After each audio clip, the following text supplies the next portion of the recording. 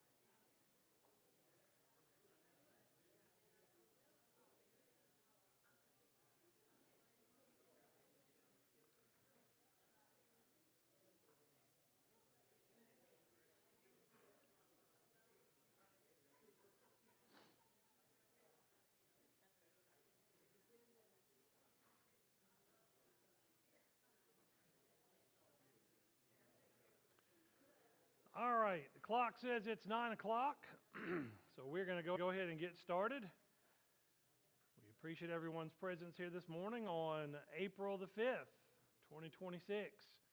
And we welcome those that are joining on the live stream. We finally have our live stream back up and running, which is a good thing. So pass that word along to folks. We are going to be in lesson 10 of our study on reaching new levels of faith. There are some outlines. If you did not pick one up, they are on the table in the foyer. You can follow along with that and fill that in as we go through this study. So for those of you that have been here since the 1st of January, which is when we started this class, even though we're just now on lesson 10, you know how that goes. We've been looking at different levels of faith that Christians need to have. And as I've been saying, the only one of these that you'll find in Scripture is that one on the top, mature faith. But these are different levels that we've seen that we can identify in our lives or in the lives of other Christians. And these are steps that we need to be moving through. So we've looked at imitating faith, which is basically the faith that you're just copying what you see others do, but you have no reason why, no understanding why. You see this a lot of time in children. They play church. They'll pretend to baptize people. You'll even see it in some adults, although not a whole lot, where they're just kind of going along, but they don't understand anything. Then the next step, or the next kind of level there, is affiliating faith, and that is, I believe what I believe because other people believe it. Usually close family members or friends, but again, there's not a whole lot of understanding there. And then we've been spending the last several weeks talking about searching faith. And that is how, that's where a lot of us will find ourselves throughout a good part of our lives. And it's also something that we'll come back to occasionally as we reach, higher levels of faith, or I don't want to say higher levels, but just more mature levels of faith. So today we want to move on to solidifying faith, which is that next to last one up there, solidifying faith. And basically, solidifying faith is just kind of what it sounds like. How would you define that if you had to? And again, I'm not looking for a dictionary definition here, but if you had man, I can't think of the word. It just went right out of my head. Define, thank you. I kept wanting to say identify. If you were to define solidifying faith, how would you define it? Okay, a faith that's more rooted, a sticky faith. I like that. Say it again. Okay, a solid faith.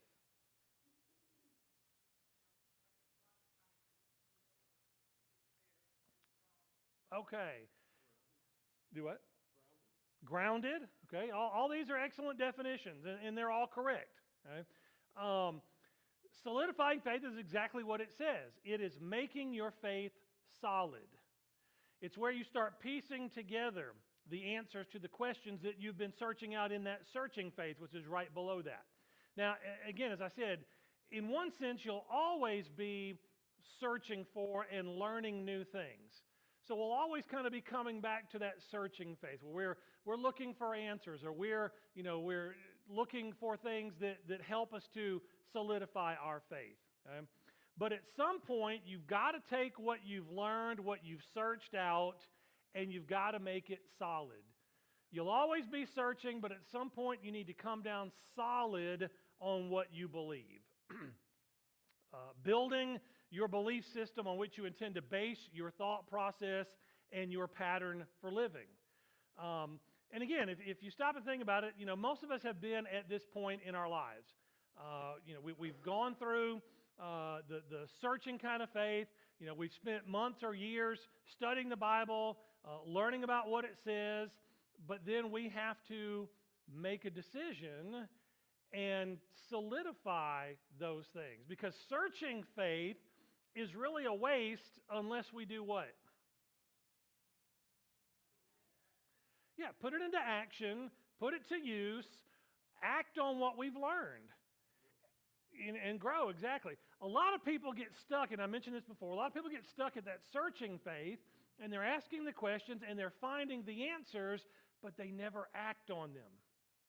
They never say, okay, I'm reading this, I'm studying this, I believe it. I believe that it's true. I believe that Jesus is the Son of God, and He came to this earth, and He died for my sins and all this stuff, but they never act on it. That's what we're talking about here, is we've got to move to that solidifying point of faith.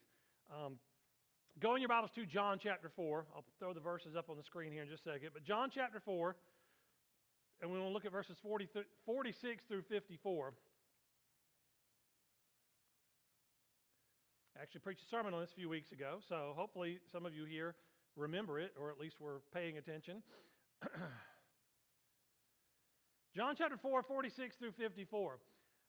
Therefore he, speaking of Jesus, came again to Cana of Galilee, where he had made the water wine. And there was a royal official whose son was sick at Capernaum.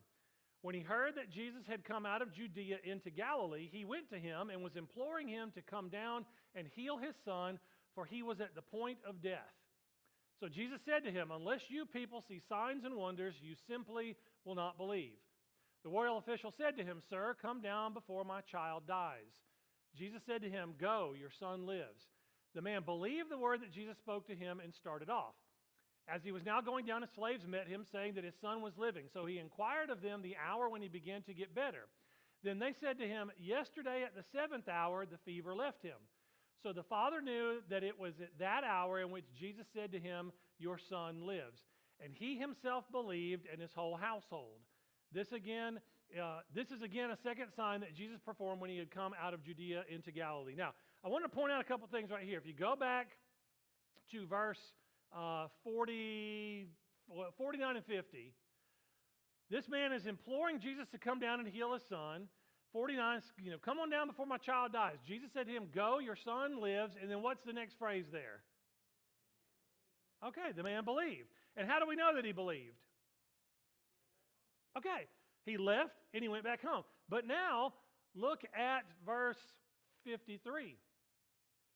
After his servants meet him on the way, they tell him the son's getting better, and he asks what time, and they tell him, and he knew that was the time that Jesus told him to go. That hour in which Jesus said to him, Your son lives, and then what's the next phrase? Wait a minute, I thought he already believed. Okay. That's exactly right. He had belief. He had faith when Jesus said, Go, your son will live. And so he said, okay, I'm gonna trust that. I'm going to go home. Then he gets word that his son is indeed getting better, and he asked about the time, and he realizes that's when Jesus said it. And so what about that belief? What can we infer from this second phrase there in verse 53? Okay, it was solidified. Thank you, Shirley. Shirley's reading my mind this morning. His faith was made more sure. It was solidified. He had faith. He had enough belief to trust Jesus and say, okay, I'm not going to make you come to my house and heal my child, which that's what he wanted, right? He wanted Jesus to come with him and heal him. But when Jesus said, Go, your son's going to be okay, he said, okay, I'm going to trust you. I'm going to believe. And then when he got confirmation that that had indeed happened, his faith was strengthened. It became more solid. That's really what we're talking about here when we're talking about solidifying faith. It's when our faith that we already have, we've already got some belief, it grows stronger. And in this case, it grows stronger based on what? Yeah, evidence, what'd you say? Yeah, clarification and verification that indeed this is what has happened. Do we not experience the same thing in our lives? You better nod your heads yes, because we do. We put our faith and trust in Jesus. We put our faith and trust in God, and we say, okay, God, I'm going to live the way you want me to. Remember, one of the things we talked about in that searching faith, one of the questions that we have to ask and answer is it worth it to follow Jesus? Is it worth it to live my life like he tells me to do the things he wants me to avoid the things he doesn't want me to be doing? Is that worth it? And the resounding answer is yes, it is worth it. Now, that means sometimes difficulties will come. It doesn't mean that everything's just going to be a bed of roses, but it will be a bed of roses. It's going to have a lot of thorns. Okay? But then when we see God working in our lives, and if we will open our eyes and be honest, we will see that God works in our lives when we put our faith and trust in him. Then this helps to solidify our faith. It helps our faith to grow and for us to know and be sure that, okay, it is worth it. I see how it is benefiting me. And a lot of times those benefits are physical, they're material. A lot of times they're just the spiritual benefits, but the benefits are there. And so we just have to look for it and see it. So for your belief or your faith to grow, you have to overcome your unbelief. And that's where we struggle. That's where we struggle as Christians. Because sometimes we can see God working in our lives and we say, yes, this is great, and it helps our faith. But then at other times, we struggle with that belief. Because maybe when things aren't going well, or our prayers aren't answered in the way that we want them to be, or in the time that we want them to be, then we struggle with unbelief. A lot of times we simply struggle with the fact that, can God really do this? I think on an intellectual level, we believe it, but on a more personal level, we struggle. Can God really forgive me? I know the things I've done in my life, and I know how bad they've been, and I'm struggling to forgive myself. Can God forgive me? Can God really do this thing that I'm asking him to do? Can he take away this loved one's cancer? Can he, help me get that job that I really am wanting to do? Whatever, fill in the blank there. That's where we struggle. Let's look at an example. Go to Mark chapter 9. Mark chapter 9, we're going to look at verses 14 through 25. All right, I'm tired of talking, so somebody read that, please.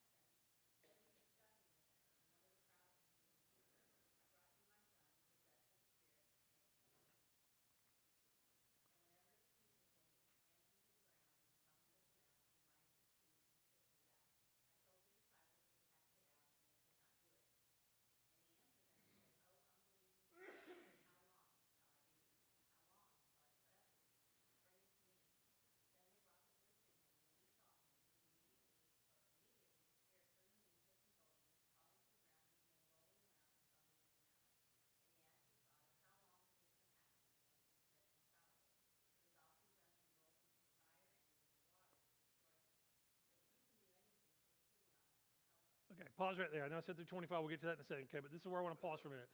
So there's this demon-possessed boy. They've already brought him to Jesus' disciples, and they couldn't cast the demon out. For whatever reason, according to Jesus, he says, oh, unbelieving generation. And I don't think that he's accusing his disciples of having zero faith at all. Okay? He's not saying they're unbelievers, that they don't believe in God, don't believe in him. What is he saying? Yeah, their faith was limited, not only in themselves and in their ability to do this, because Jesus has already given them the ability to cast out demons and perform some miracles and things like that. Right? They're struggling with their faith in him, because Jesus is the one that is giving them the power to do this. So I think Jesus is just a little frustrated here because they were unable to do it. So they bring the boy to Jesus. He begins having this seizure. The Spirit causes him to have this seizure and everything. And then he questions the Father. And then notice the Father's response in verse 22, the last phrase. What does he say to Jesus? If you can do anything, take pity on us and help us. Now, if we didn't know the next verse, we would say, well, okay, yeah, he's just saying if you can, okay? But Jesus is pointing out something. Keep reading, Chris, if you would, verse 23.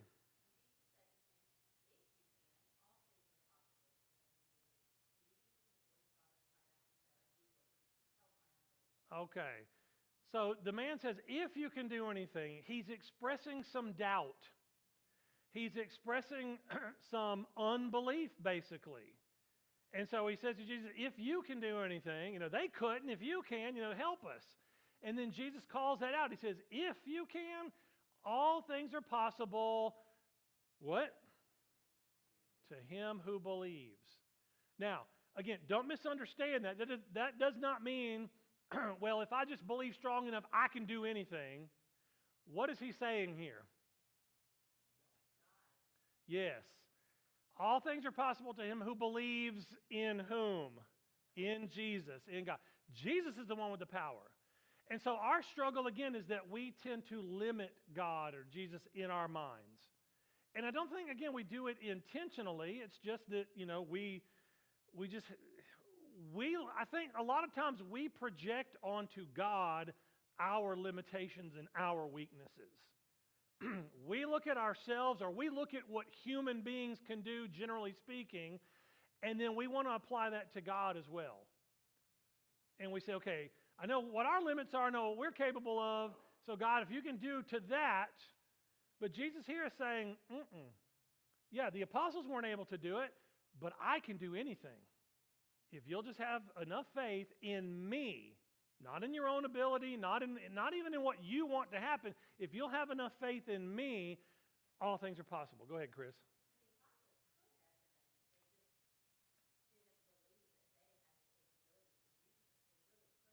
Yeah. Yep. Their faith was not at that point yet where it was strong enough, where it was mature enough for them to be able to do this. And I think, again, at this point in his ministry, they've been with Jesus a while. They've seen what he's been able to do. And now he's given them that authority to go out and do some of these same things, and they struggled with that. And so I think that's what he was frustrated with and upset about. And then the last verse there, when Jesus saw that a crowd was rapidly gathering, he rebuked the unclean spirit, saying to it, you deaf and mute spirit, I command you, come out of him and do not enter him again. And that's exactly what happened. Jesus was able to cast that spirit out and heal that boy. So, we want to get down to the practical here. How do we start solidifying our faith? How do we move from the searching faith to making our faith solid?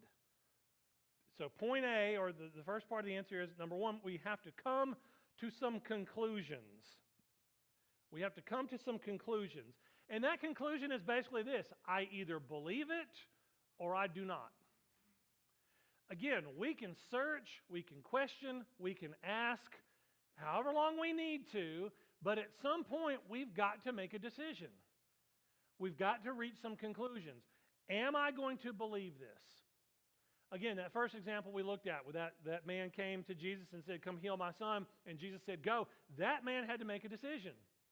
He's either going to trust Jesus and believe what he said, that his boy was going to be okay, and then act on that.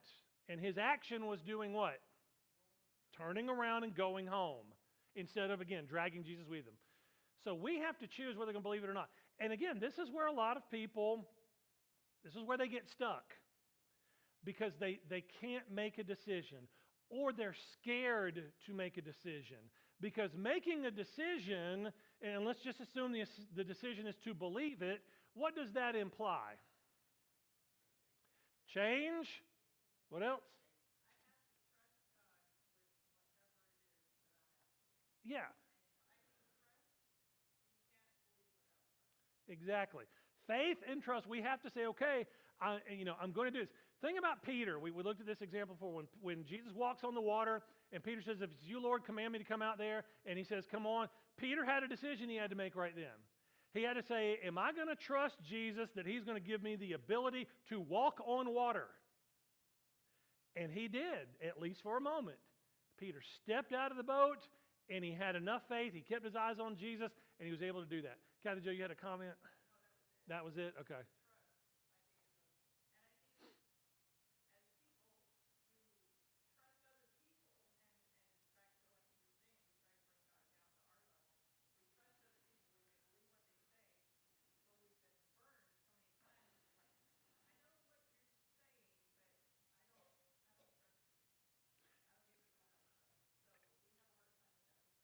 And that is the essence of faith. You know, that's what the New Testament tells us. Faith is the substance of things hoped for, the evidence of things not seen. It's that not seen part. It's when we don't know the results yet, but we are trusting God enough to say, okay, you've told me if I will do this, that you will forgive me, that you will give me a home in heaven, you will give me eternal life. I'm going to trust you, and I'm going to follow you, even though I can't see those results right now.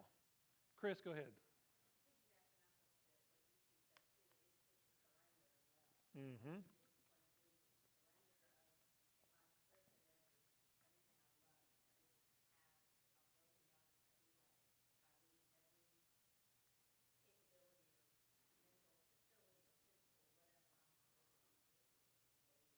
Yep. And again, that's hard for some people. And Kathy Joe mentioned, you know, we trust other people, but a lot of people have trust issues. They don't trust other people. And again, then they project that onto God. Well, I can't trust anybody around me, so why should I trust God? He's just going to let me down like everybody else. And again, we've got to come to some conclusions. Either we believe what the Bible teaches, we believe the promises that are there, or we don't. We can't keep sitting on the fence. We can't keep, you know, trying to go through life. And that's what Jesus was getting at when he said that. You know, you can't serve two masters. You can't try to hold on to the things in this life and putting your faith and trust in them and doing things the way you want to, and at the same time saying, well, I'm going to trust you, God. You can't trust both. You've got to pick one or the other. So we've got to come to some conclusions. Go ahead, Travis.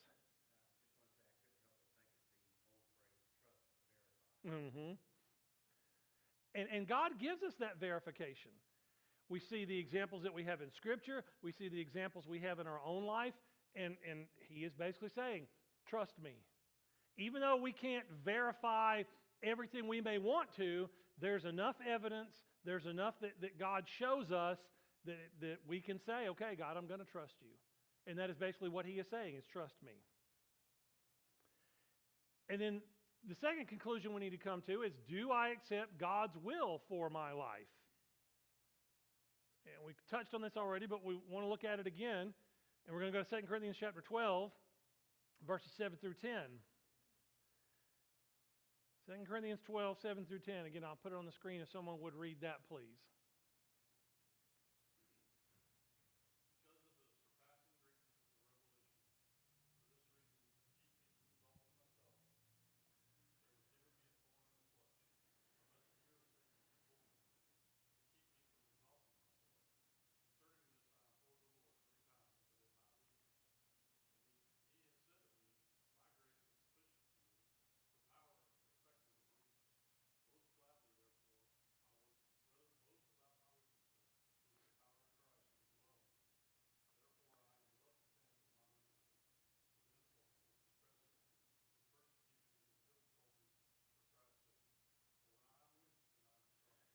All right, I'm going to ask a question here. I want you to think about it, okay?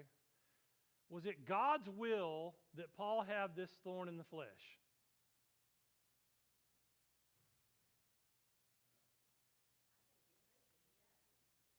Okay.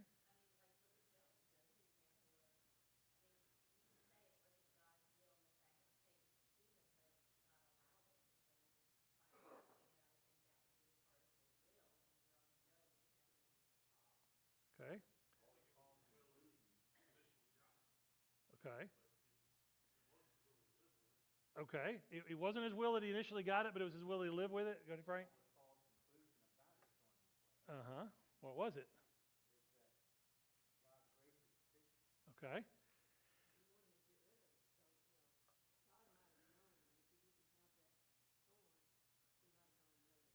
Okay. And so my answer would be yes, basically based on what Becky just said here. And in case you didn't hear what she said, look at what Paul himself writes. He says, for this reason, to keep me from exalting myself, there was given to me a thorn in the flesh. He says, a messenger from Satan to torment me, but to what purpose?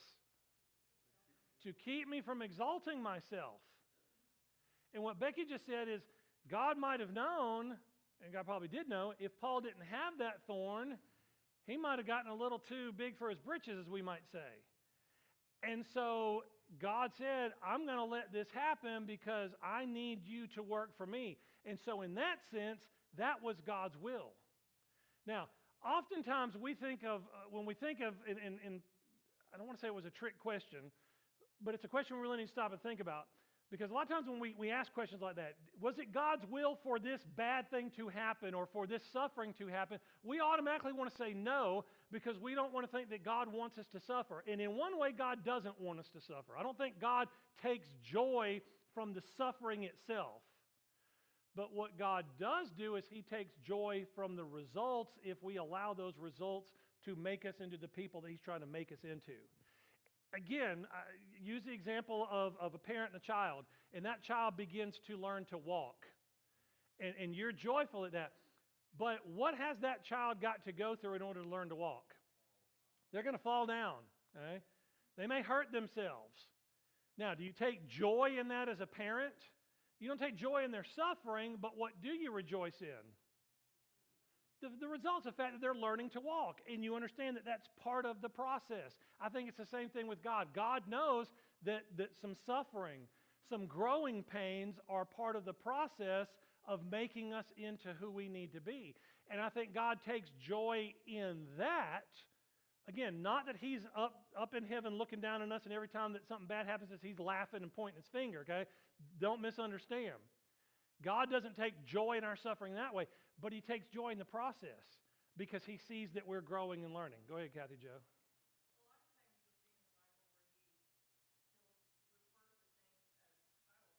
Mm-hmm.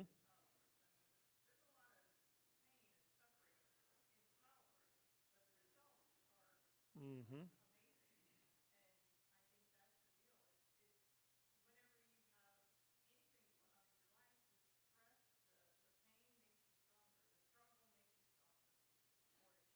Yeah, it should.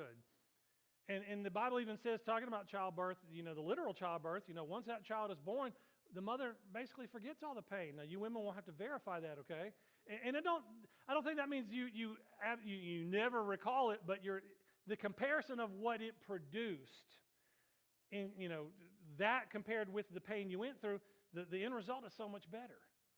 And so the pain pales in comparison. Look at what Paul writes here in 9 and 10. What was God's response to Paul? My grace is sufficient for you, for power is perfected or made complete in weakness. So then what does Paul go on and say? He says, I'm content. He said, I'll boast about my weakness. For what reason? Yeah, so that the power of Christ may dwell in me. For when I am weak, then I am strong. He says, I'll be content with weaknesses, with insults, distresses, persecution, difficulty for Christ's sake, because I know what that's going to produce. And so again, we've got to do the same thing. We've got to accept, even if God's will for our life is that we suffer some, that we have to go through some things. And remember, Jesus made a promise to us as Christians that what? Well, He'd never leave us, that's one, yes, but what else? What's another promise He made to us? We're going to have trouble. We're going to have persecution. He said, people are going to hate you because of me. I have overcome the world. So, again, I think the answer to the question is, yeah, God, it's His will for our life that sometimes we suffer, that we go through these things because of what the end result is going to be. And so, again, going back to the question, do I accept God's will for my life? Now, I don't want to concentrate just on the suffering and the negative because there's so much positive that's also part of God's will for our life. But it boils down to the fact, am I going to accept that? Am I going to live the way He wants me to live and not the way I want to? And again, Paul's answer was, yeah, I'll be willing to suffer all those things if it means that Christ is going to be in me. All right, so a couple of warnings here real quick. When talking about solidifying your faith, don't set time limits for spiritual growth. What do you think we mean by that? Or what is meant by that?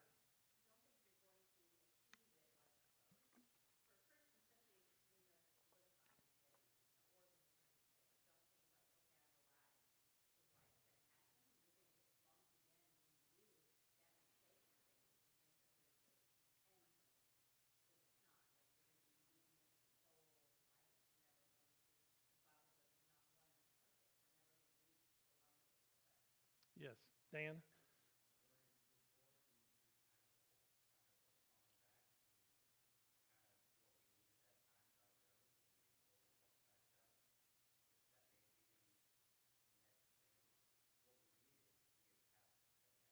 Hmm.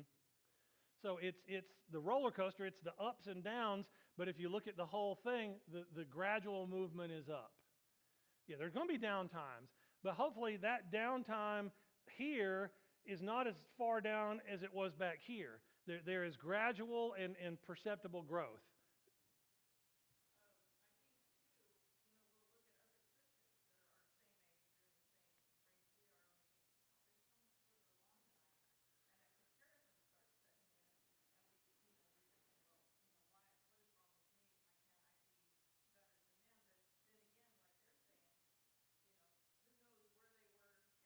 Hmm.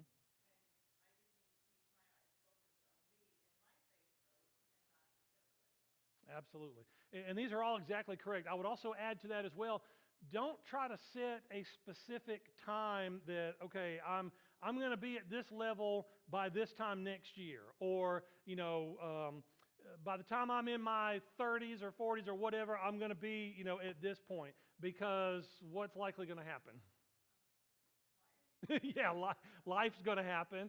You're probably not going to reach that goal because again, it's not about doing it by a certain time. Number one, we're going to be doing this for the rest of our lives. I think Dan pointed out. This is something we're going to be doing until we die, and so it's going to constantly. Like Chris said, there's never going to be a point where we can look at our Christian lives and say, okay, I've arrived. This is all I ever need to know, and I'm done. We better keep learning and growing and maturing until we leave this earth. Go ahead, Chris.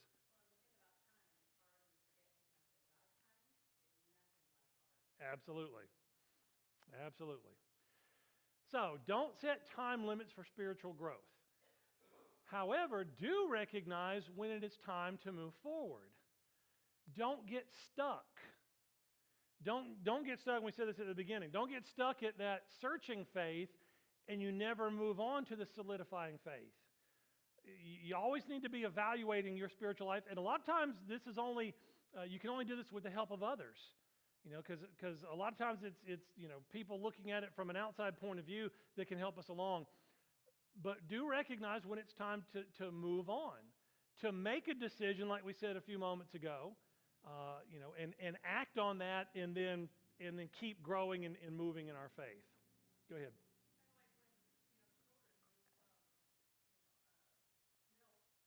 Mm-hmm. Yep. Absolutely. There has to be some growth and maturity. Now, and again, I think you pointed out, don't compare yourself to others and say, well, they're at this point and I should be as well. No, it's different for everybody because we're all on our own individual journey. But try not to get stuck and do move on. All right, so the second part of this question, number one, we come to some conclusions. The next answer is to accept the fact that some questions have to go unanswered for now. What do we mean by that?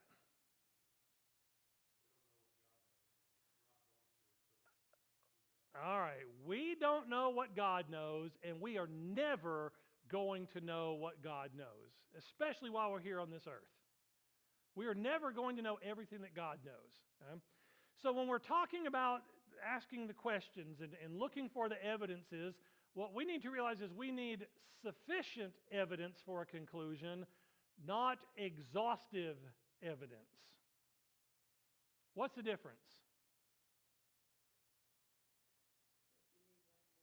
Okay, sufficient is what you need right now. Sufficient is what you need right now.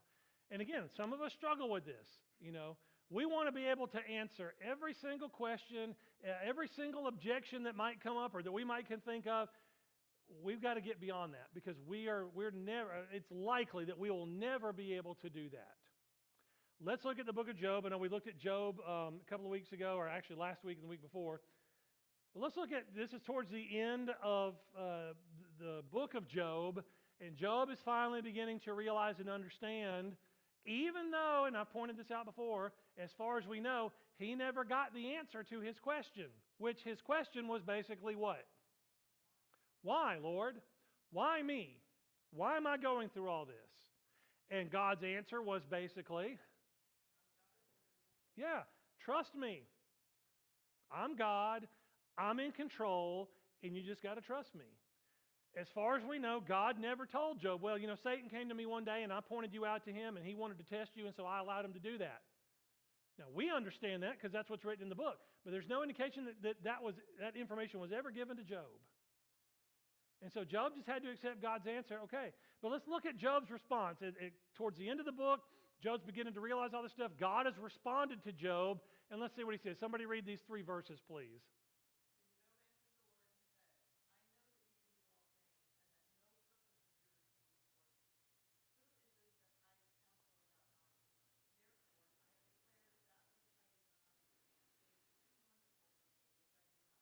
All right, notice those last 2 lines there. I have declared that which what? I did not. In other words, Job was making some accusations against God. And he now at the end, he's basically saying, hey, I said some things and I didn't understand. I didn't know what I was talking about, God. That's basically what Job is saying. And then he says, things too wonderful for me which I did not know.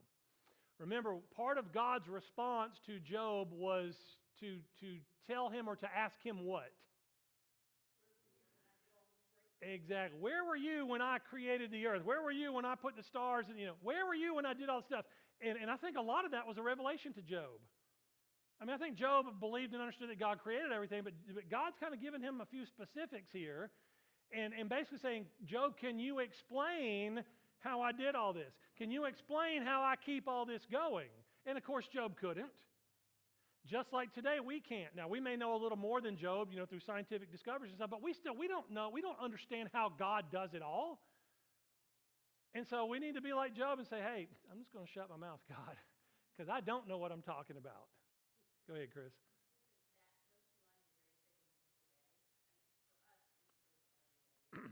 Mm-hmm.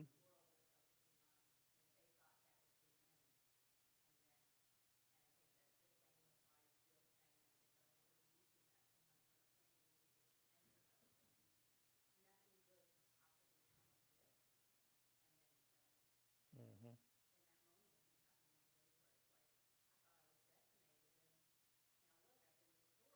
Yep. Yep. Now, I don't think that means we just need to remain blissfully ignorant and not try to understand. I think God wants us to learn and to grow and to study and know what we can know. But again, understand we're not always going to be able to have the answers. Especially when bad things happen to us or when things don't go the way we want to, and we ask why, and it's not wrong to ask why. But when we ask why and God's answer is, don't worry about it, or I'm not going to tell you, it's not for you to know, then we've got to be accepting of that. And that's part of that trust in Him. And say, okay, God. Again, let me go back to the illustration of a parent with a child. How many of you got so aggravated when your kids were 2 or 3 years old and every other word out of their mouth was what? Why? Why? Why? Why? Why? Why? Why? Why? Why? Why? Why? And at some point you eventually just say what? Because, or because I said so. In essence, sometimes that's what God says to us. Because we do. We ask why. Why, God? Why do I have to do this? Why do I have to live this way? Why do I have to avoid this? Why do you want me to do this? And eventually I think God just says, don't worry about it. Just trust me and do it. Now, hopefully, we get to the point in our faith where we can see, oh, God, I see why you wanted me to do that now. I understand. It makes sense.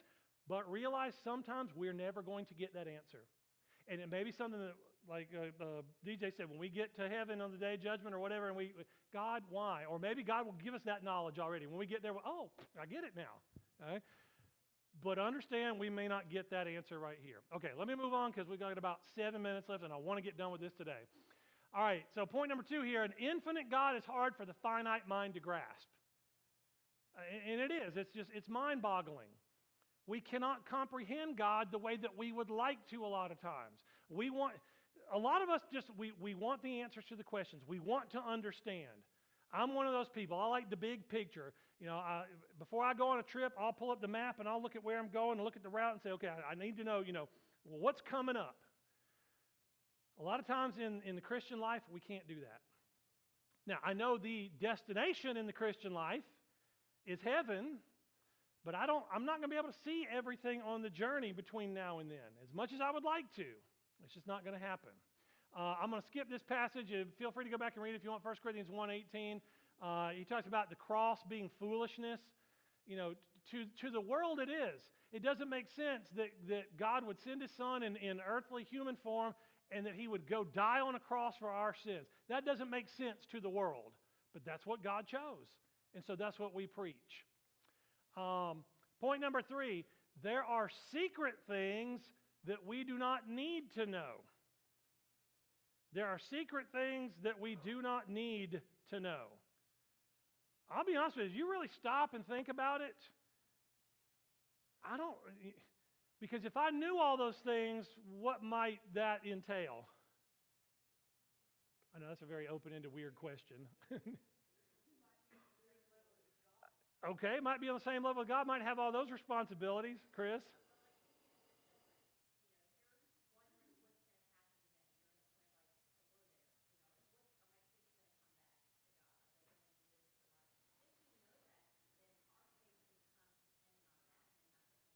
Mm-hmm.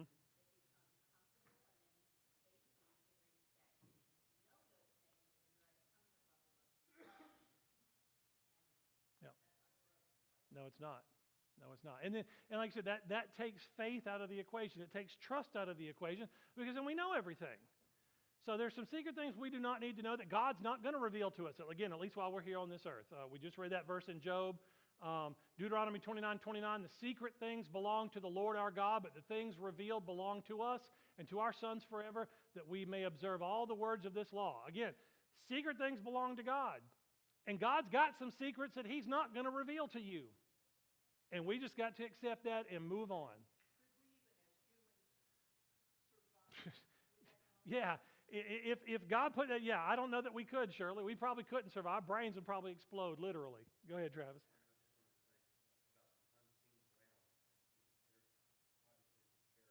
Mm-hmm.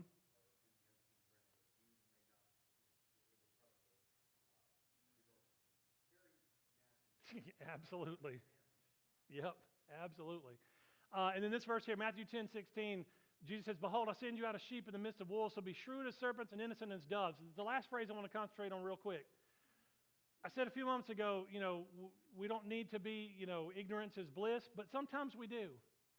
Sometimes we, just, God, I don't want to know how you're doing this or why you're doing this. I'm just going to trust you. I want to be a little ignorant. Okay? All right, and then C, we need to pray for a spirit of conviction. Pray for a spirit of conviction. In other words, God, give me the strength to be convicted to do what you want me to do, to stand up for what is right. Half-hearted Christianity is a waste of time. It's a waste of time. Mark chapter 12, 28 to 29, Jesus is asked, what's the greatest commandment, and what's his answer? Yeah. Yeah. Love the Lord your God with all your heart, soul, mind, and all your strength. Notice what is said there. What's repeated there 1, 2, 3, 4 times? All. God doesn't want half-hearted Christians. He doesn't want Christians who just serve him when it's convenient for them, when we can fit him into our schedule. He's got to be number one in our lives, and everything else gets fit in around him.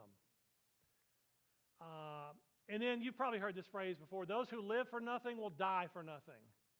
We've got to have some conviction in our lives. Colossians 3, 1 and 4, set your mind on things above, not on the things that are on the earth, for you have died, and your life is hidden with Christ in God. When Christ, who is our life, is revealed, then you also will be revealed with him in glory. And then he recommends this, the author of this material, start a prayer journal. Write your prayers down so that you can see how they are being answered. Or at least make note of the things that you're praying about, because that's one of the things we talked about before, is that we can see the evidence of God working in our lives. We can see how he answers our prayers. And we may say, hey, I asked for this, but I got this, and you know what? This turned out to be better. Or years down the road, I can see now why God didn't give me that because I probably wouldn't be where I am today if that had happened. So look, the main thing is look for ways that God is working in your life. All right, any final thoughts, comments, questions? Hey, y'all, we finished a whole lesson today. We'll move on to lesson 11 next week. Appreciate you being here.